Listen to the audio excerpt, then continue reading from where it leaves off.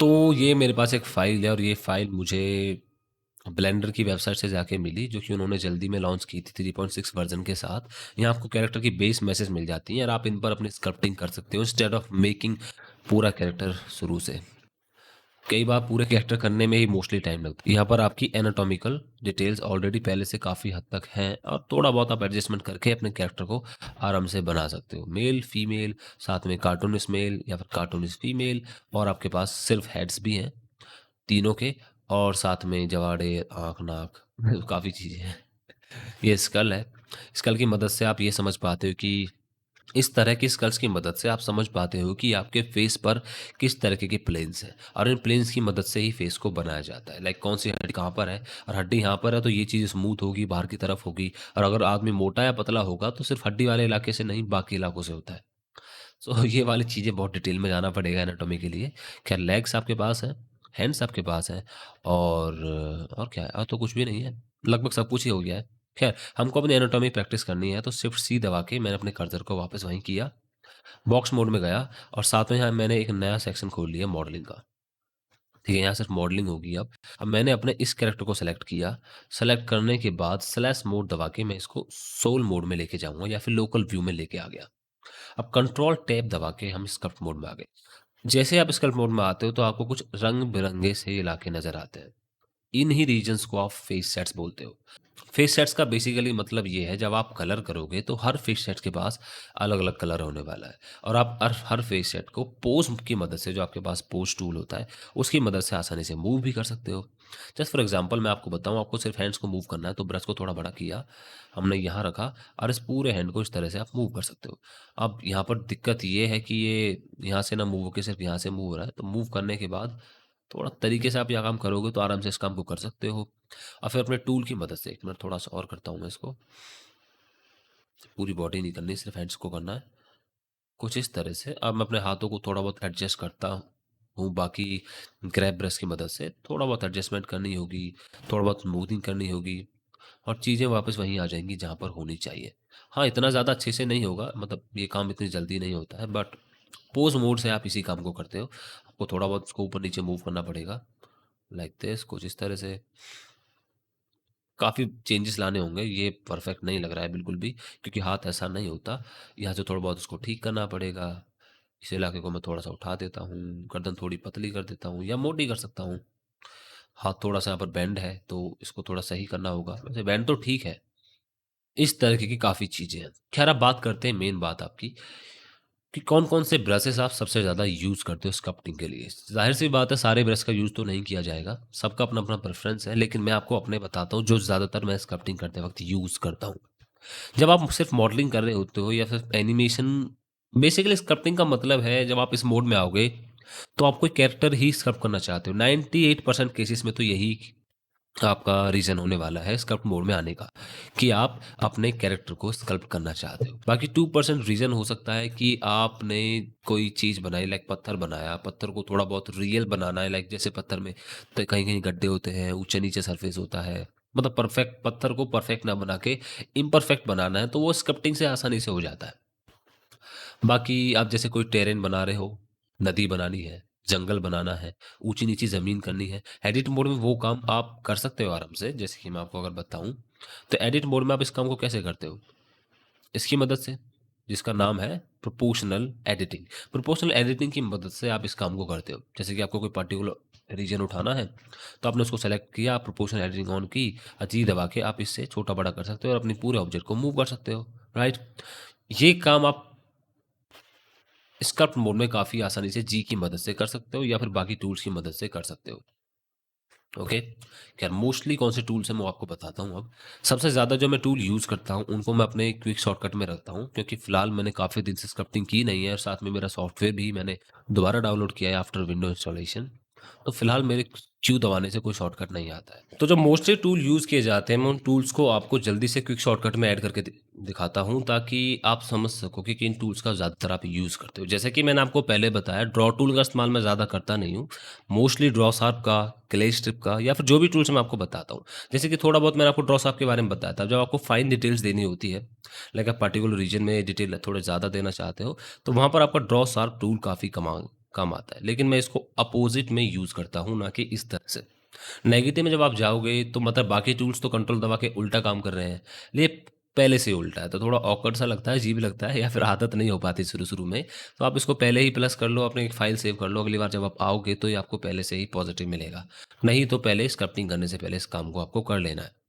Okay, तो पहला tool जो मेरा ये यूज़ होता है, ड्रॉ शार्प, जो कि मुझे फाइन डिटेल्स देने के काम आता है। फाइन डिटेल जैसे कि आँखों की डिटेल देनी है, या फिर इस पर्टिकुलर रीजन में मुझे गड्ढा करना है, या फ़ोटो को एडजस्ट करना है। बाकी पूरी बॉडी में तो इसकी कहीं ज़्यादा ख़ास पड़ती नहीं है, लाइक मुझे यहाँ पे डिटेल्स देनी है तो कंट्रोल दबा के मैं इस तरह से यहाँ डिटेल दे सकता हूँ, कुछ यूँ करके, ताकि ये इलाका साफ दिखे। या फिर मुझे जब एब्स बनाने हैं, मसल का नाम होता है इसका कुछ, नाम मुझे याद नहीं आते आजकल। मसल्स के नाम कभी याद नहीं रहते। शेप्स तो याद रहती हैं किस तरीके की मसल्स यहाँ पर होती हैं, लेकिन नेम हर बार भूल जाता हूँ। तो इस तरह से आप यहाँ पे डिटेल दे सकते हो। यहाँ आपकी बाकी डिटेल्स दी जा सकती है आराम से। तो इसका मैं काफ़ी अच्छे यूज़ करता हूँ। तो पहला तो ये हो गया हमारा क्विक फ़ेवरेट के अंदर। दूसरा जो यूज़ किया जाता है वो है क्ले स्ट्रिप। क्ले स्ट्रिप से वही काम करते हो, आप डिटेल देने का काम करते हो। जैसे कि मुझे ऐप्स बनाने हैं तो आपने इस तरह से ऐप्स बना दिए। अब वो है वो काफ़ी फाइन डिटेल के लिए, ये थोड़ी हैवी डिटेल्स के लिए यूज़ किया जाता है। ये हमने फिलहाल यहाँ पर ऐप्स बना लिए हैं। ऑलराइट, अब ये थोड़े अजीब हो गए हैं तो शिफ्ट दबा के मुझे इनको थोड़ा स्मूथ तो कर लेना चाहिए। बट इसी तरह से मुझे बाकी कहीं डिटेल देनी है तो मैं बाकी कहीं आके डिटेल दे सकता हूँ। लाइक ये वाला रीजन थोड़ा बिगड़ सा गया है तो इसको सुधारा जा सकता है। ये डेल्टॉइड मसल को यहाँ पर, कुछ मसल्स के नाम याद रहते हैं, कुछ के नहीं। और आपको एक चीज़ और दिखानी, जैसे मैंने इसको यूज़ किया, तो यूज़ करते में नीचे भी अजीब-सी चीज़ें होती हैं। लाइक ऊपर देख रहे हो आप क्या चल रहा है। इस चीज़ के बारे में मैंने आपको पहले ही भी बताया था। आप यहाँ पर ब्रश में आके फ्रंट फेसेस ओनली का ऑप्शन जब यूज़ करोगे या फिर उसको टिक कर दोगे, तो आपको ये प्रॉब्लम नहीं आएगी। खैर, इसको ठीक कर लिया तो फटाफट डेल्टॉइड मसल बना ली यहाँ पर। साथ में थोड़ा-थोड़ा स्मूथ करता रहा। अब इस तरह से स्क्रप्टिंग नहीं की जा सकती जिस तरह से हम कर रहे हैं यहाँ पर। स्क्रप्टिंग के केस में आपके पास ज्योमेट्री ऐसी नहीं रहती है, बात-बात पे रीमैच करते रहते हो या डायनो टोपोलॉजी का इस्तेमाल करते रहते हो। फिलहाल हमारी ऑलरेडी टोपोलॉजी काफ़ी अच्छी है और हम इस टोपोलॉजी को बिगाड़ना नहीं चाहते। लेकिन ये काम जो टोपोलॉजी अच्छी हुई है, ये स्क्रप्टिंग करने के बाद का काम होता है, ना कि पहले का। हमारे पास पहले से कैरेक्टर है, तो हम उसी के पास थोड़ा बहुत एडजस्टमेंट कर रहे हैं। लेट्स सपोज़ कि मेरे पास कैरेक्टर शुरू-शुरू में ऐसा नहीं है। उस केस में आपको बात-बात पे रीमेश करना होगा। जितनी ज़्यादा आप डिटेल दोगे, उतना कम आप वोक्सल साइज़ को रखोगे। या फिर कुछ लोग डायनो टोपोलॉजी को प्रेफ़र करते हैं। अब ये सिस्टम मेमोरी थोड़ी ज़्यादा खाता है, तो सिस्टम अच्छा खासा चाहिए। रीमेश मॉडिफायर की बात ये है कि ये पूरी बॉडी को रीमेश तो करेगा, थोड़ा टाइम लेगा। थोड़ी देर के लिए पीसी आपका फ्रीज़ हो जाएगा, लेकिन उसके बाद आप अपना काम कंटिन्यू कर सकते हो। जबकि डायनो टोपोलॉजी डिपेंड करता है कि आप कितने ज़्यादा क्लोज़ हो। जितने क्लोज़ होगे उतनी ज़्यादा डिटेल वो देता है, जिसकी वजह से कई बार बहुत सारे पीसीज़ में प्रॉब्लम हो जाती है। मुझे भी अक्सर हो जाती थी अपने पुराने पीसी में। एनीवेज़ आफ्टर दैट अगला ब्रश हो जाता है मेरा लिस्ट का, इसको मैं ऐड कर देता हूँ। अगला जो मैं यूज़ करता हूँ वो है इन्फ्लेट। वैसे इन्फ्लेट को मैं क्विक शॉर्टकट में ऐड नहीं करता हूँ, क्योंकि इन्फ्लेट मतलब आई, तो सीधा आई दबा के ये एक ही बार में आ जाता है। और इन्फ्लेट से आप इन्फ्लेटिंग करते हो, जैसे कि आप, ये आदमी फ़िलहाल थोड़ा लीन है, मतलब अच्छा लग रहा है, लेकिन मैं इसको मोटा करना चाहता हूँ। तो मैं इसके गाल फुलाने होंगे, तो इस तरह से मैंने इस ब्रश को यूज़ कर लिया ताकि मैं इसको थोड़ा-सा मोटा कर सकूँ। थोड़ा स्मूथ करता रहूँगा ताकि ये आदमी थोड़ा मोटा सा लगे। और मोटा मतलब ठीक-ठाक ये वाला फैट यहाँ पर होना चाहिए इसके, क्योंकि मोटे आदमी यहाँ से मोटे होते हैं। वैसे यहाँ पर क्ले स्टिक का इस्तेमाल ज़्यादा अच्छा लगता, बट मैं सिर्फ़ आपको समझा रहा हूँ। अब ये थोड़ा मोटा-सा लग रहा है, काफ़ी बदल गया चेहरा इसका, या फिर आप इसको और मोटा कर सकते हो, लाइक बच्चे जैसे मोटे होते हैं। मोस्टली बच्चे यहीं से मोटे होते हैं, क्योंकि वहाँ पर तो आपकी हड्डी आ रही है। अब वो हड्डी तो यहाँ पर यूज़ होती नहीं है। मतलब वो हड्डी तो मोटी होती नहीं, कुछ ज़्यादा ही हो गया ना, जैसे मुँह में कुछ भर रखा हो। वैसे इतने मोटे आदमी होते हैं, ज़्यादा नहीं। कुछ लोग होते हैं, मोटे होते ही हैं पैदाइशी, कई बार तो बीमारी होती है, वो बात अलग है, कई बार वो लोग मोटे होते ही हैं। तो इस तरह से रिफ्लेक्ट का यूज़ किया जाता है, लेकिन ये मेरा क्विक फ़ेवरेट में ना ऐड होके सीधा मैं आई दबा के इसका यूज़ करता हूँ। अगला टूल आ जाता है क्रीज़। क्रीज़ भी डिटेल देने के काम आता है, बिल्कुल ड्रॉ शार्प जैसा काम करता है, बस फ़र्क ये है कि ये ड्रॉ शार्प के साथ-साथ पिंच भी करता हुआ चलता है। मतलब कि जैसे कि मुझे ये पर्टिकुलर डिटेल को क्रीज़ करना है। तो इस तरह से मैं गड्ढा तो कर ही रहा हूँ, साथ में उनको पिंच भी कर रहा हूँ या कंट्रोल दबा के अपने काम को उल्टा कर सकता हूँ। ओके? इस तरह से इसका इस्तेमाल किया जाता है, तो ये मेरे क्विक फ़ेवरेट में ऐड हो जाएगा। नेक्स्ट स्मूथ का यूज़ आप कर सकते हो, मतलब क्विक फे करते तो हो ही, सीधी-सी बात है। तो आप इसको क्विक फ़ेवरेट में ऐड कर सकते हो या फिर आप सीधा शिफ्ट एस दबा के स्मूथ पे आ सकते हो। मैं शिफ्ट एस दबाना ज़्यादा प्रेफ़र करता हूँ, instead of using queue and then selecting it. Flatten का इस्तेमाल मैं बहुत ज़्यादा कम करता हूँ और अगर करना पड़ता है मुझे, तो मैं सीधा आके यहीं सेलेक्ट कर लेता हूँ। ये मेरा मोस्ट यूज़ेबल टूल नहीं है। नेक्स्ट हमारा हो जाता है स्क्रैप, जो कि मैं बहुत यूज़ करता हूँ, तो ये भी मेरा क्विक फेवरेट में ऐड हो जाएगा। स्क्रैप का मतलब मैं आपको ऑलरेडी बता चुका हूँ। आप एक पर्टिकुलर रीजन को स्क्रैप करना चाहते हो, जैसे कि आप आपको टेम्पोरल लाइन थोड़ी अच्छी करनी है, तो आपने इस टेम्पोरल लाइन को इस तरह से स्क्रैप करके आराम से यहाँ पर डिटेल दे दी, ताकि थोड़ा आपका आदमी लीन और अच्छा सा लगे। ये चीज़ अभी अच्छी नहीं लग रही है, कुछ इस तरह से। या फिर क्रीज वाला आपको एक ऑप्शन और बताता हूँ, मैं ड्रॉ शार्प को जो इस्तेमाल करता हूँ अक्सर, वो ये इस चीज़ के लिए भी करता हूँ, जब आपको यहाँ पर डिटेल देनी पड़ती है, तो यहाँ मैं अक्सर ड्रॉ शार्प का यूज़ करता हूँ। स्मूथिंग मेरी थोड़ी ज़्यादा हाई हो रखी है, तो जिसकी वजह से दिक्कत है। यहाँ इस्तेमाल करता हूँ क्योंकि यहाँ कई बार हमारे माथे में थोड़ा-सा गड्ढा होता है, कुछ लोगों के, सबके नहीं होता, तो वो चीज़ यहाँ पे यूज़ की जाती है। एनीवेज़ नेक्स्ट टूल हमारा आ जाता है पिंच। पिंच के लिए मैं सीधा पी दबाता हूँ। लाइक जैसे आई था, तो आई के बगल में पी भी है, तो आप सीधा पी दबाओ, काम करो। ग्रैब के लिए आप सिर्फ सिंपल जी दबाऊँगा। जी से आप ग्रैबिंग ऑन, मतलब ग्रैब टूल को सेलेक्ट कर सकते हो। इसको भी मुझे क्विक फेवरेट में ऐड करने की ज़रूरत नहीं है। उसके बाद नेक्स्ट टूल जो मेरी लिस्ट में आ जाता है, वो है सिम्प्लीफाई। इसको मैं ऐड कर लेता हूँ। नेक्स्ट मेरा मास्किंग। मास्किंग के लिए सीधा एम दबाओ, आपकी मास्किंग सेलेक्ट हो जाएगी और आप यहाँ से आराम से मास्क कर सकते हो, instead of selecting Q, you know all that. कम से कम टूल क्यू में रहेंगे, सेलेक्शन करने में उतनी ज़्यादा आसानी रहेगी। कई बार आपको सिर्फ ये टूल्स की ही नहीं, यहाँ से कुछ ऑप्शंस की भी ज़रूरत पड़ती है। ना सिर्फ इनकी, एक्सट्रैक्ट भी करना पड़ता है, बहुत सारी चीज़ें हैं, वो सब एडवांस स्क्रिप्टिंग है। तो ये ज़्यादा बड़ा ना हो, उतना ज़्यादा अच्छा होगा मेरे लिए। अगर बड़ा ही होगा तो फिर तो यहीं से सेलेक्ट कर लेंगे। बाकी मुझे लगता नहीं कि मैं कोई और ज़्यादा यूज़ करता हूँ। हाँ, कभी-कभी लैसो मास्क की ज़रूरत पड़ जाती है, जो कि बॉस्क मास्क में ही एक अलग ऑप्शन हो जाता है, लैसो मास्क। यहाँ पर एक पर्टिकुलर एरिया में इस तरह से सेलेक्ट करके आप मास्किंग कर सकते हो, इस तरह से कुछ। मान के चलो कि मुझे सिर्फ़ कान को ही मास्क करना है, तो एक तरीका ये है कि एम दबा के इसको मास्क कर रहा हूँ मैं, 1 मिनट। एम दबा के इसको मास्क कर रहा हूँ। दूसरा तरीका ये हो सकता है कि मैंने लैसो मास्क को सेलेक्ट किया यहाँ से, और सेलेक्ट करके मैं इस इलाके को इस तरह से मास्क कर दूँ। होगी मास्किंग। अब यहाँ पे पीछे की चीज़ें भी सेलेक्ट हो गई है, थोड़ा ध्यान से करना पड़ेगा। अब सिर्फ़ इतना पर्टिकुलर रीजन ही मेरा मास्क हुआ है। साथ में ये इलाका भी मास्क के अंदर आ गया था इस तरह से, तो ये मतलब ऐसे तो नहीं आया, लेकिन इधर वाला आ गया। उसके सीध में जस्ट इसके बिल्कुल सर डायरेक्शन में सामने है, तो वो चीज़ भी यहाँ पर मास्क हो गई। मास्किंग बिल्कुल सीधी यूज़ होती है। आप यहाँ पर भी इसको थोड़ा तरीके से एडजस्ट कर सकते हो मास्किंग के केस में, कि मास्क पीछे करना है या आपको नहीं करना है। ओके। आफ्टर दैट मुझे लगता नहीं है कि कोई और टूल, इसके बाद और कोई टूल ऐसा नहीं है जो मैं यूज़ करता हूँ। मोस्टली यही टूल्स हैं जो सबसे ज़्यादा मैं इस्तेमाल करता हूँ। पिंच, ग्रैब, थोड़ा बहुत थंब वाले की ज़रूरत पड़ जाती है कभी-कभार, तो उसको मैं क्विक फ़ेवरेट में यूज़ नहीं करूँगा। बस तो यही टूल्स हैं जो सबसे ज़्यादा इस्तेमाल किए जाते हैं।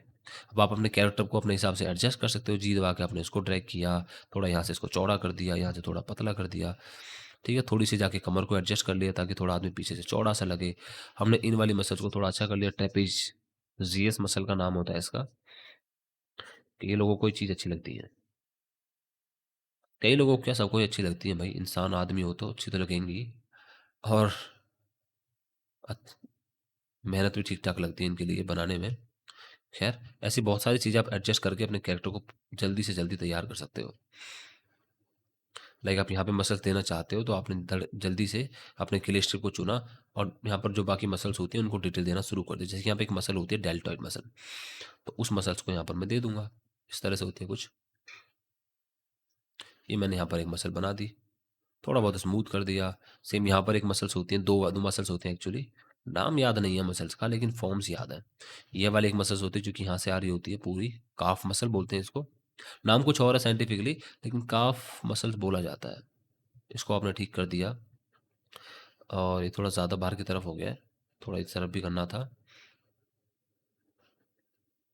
जितना ज़्यादा ये होती है वो डिपेंड करता है कि आदमी किस चीज़ों की एक्सरसाइज़ ज़्यादातर करता है। खैर, यहाँ से इसको थोड़ा-सा एडजस्ट करना है, कुछ ज़्यादा ही पतला लग रहा है। एक मसल होती है जो कि यहाँ से आ रही होती है और वो घूम के पीछे जा रही होती है, इस तरह से, यहाँ पर। वो सबसे लंबी मसल होती है हमारी बॉडी की, जो कि थाई में होती है। ये हमारी थोड़ी थाई मतलब डिटेल काफ़ी ज़्यादा दे सकते हो अगर आपको एनाटॉमी की नॉलेज है तो। ध्यान रहे एनाटॉमी की नॉलेज होना ज़रूरी है। ऐसे नहीं कि आपने कुछ भी मुँह उठाया और अपना कैरेक्टर बना दिया। कैरेक्टर अच्छा भी तो लगना चाहिए, कुछ भी थोड़ी बन जाएगा। खैर यहाँ पर मसल्स होती हैं जिनका नाम है काफ मसल्स, वहाँ पर ड्रॉ शार्प का यूज़ करोगे आप। 1 मिनट, थोड़ी स्ट्रेंथ बढ़ा देता हूँ इसकी, कुछ ज़्यादा हो गया। तो इस तरह से मसल्स होती हैं वो। अब मेरे पास ज्योमेट्री काफ़ी कम है, तो इतने अच्छे से डिटेल में नहीं दे पा रहा हूँ, बट यही था। खैर स्क्रप्टिंग वाला पोर्शन हमारा खत्म हो गया है। इस स्क्रप्टिंग के बारे में अब इस कोर्स में कहीं आगे ज़िक्र नहीं होने वाला है। So that was it. अगर आपको कोई भी डाउट है, कोई भी चीज़ आपको पूछनी है, देन प्लीज़ कमेंट। मैं जैसे टाइम निकलता है रिकॉर्ड करके आपकी मदद करने की कोशिश करूँगा, या फिर आपको वैसे मदद चाहिए तो मैं सीधा आपका कमेंट में जवाब देने की कोशिश करूँगा। तो मिलते हैं आपसे अगली वीडियो में जहाँ हम एक कैरेक्टर बनाएँगे। So that was it. पूरा चैप्टर खत्म हो गया है। मिलते हैं आपसे अगले चैप्टर में जहां हम अपनी रिगिंग की जर्नी को शुरू करेंगे और अपने कैरेक्टर्स को रिग करेंगे। हो सकता है कि हम इस कैरेक्टर को भी रिग करें जस्ट फॉर द बोनस, क्योंकि हमको रिगिंग समझनी है। तो रिगिंग को एक बार में तो आप नहीं समझ सकते हो, आपको 2 या 3 बार तो रिगिंग करनी ही पड़ेगी। अब रिगिंग काफ़ी अलग-अलग तरीके की हो जाती है। जो रिगिंग हम करने वाले हैं अगले चैप्टर में, वो रिगिंग इस तरीके के कैरेक्टर को नहीं, एक मैनेक्विन को रिग करेंगे, क्योंकि उसको रिग करना और साथ में रिगिंग के आप चीज़ों को समझ सकते हो, मैकेनिज़्म को समझना, उसकी मदद से आसानी से किया जा सकता है। अगर इस कैरेक्टर को मैं रिगिंग के लिए चुनूँगा तो आप समझ नहीं पाओगे। हालाँकि इस कैरेक्टर को हम रिग करेंगे, मतलब ऐसे कैरेक्टर को रिग करेंगे, लेकिन कोर्स में आगे चल के। फिलहाल हम मैनेक्विन को रिग करेंगे, उसको फिर एनिमेट करेंगे चैप्टर 8 में और फिर 9 में, एंड देन चैप्टर 10 में बाकी जो भी चीज़ें बच जाती हैं, उनको कवर करेंगे, जो कि सबसे बड़ा चैप्टर होगा, मैं आपको पहले भी बता चुका हूँ। सो सी यू देन।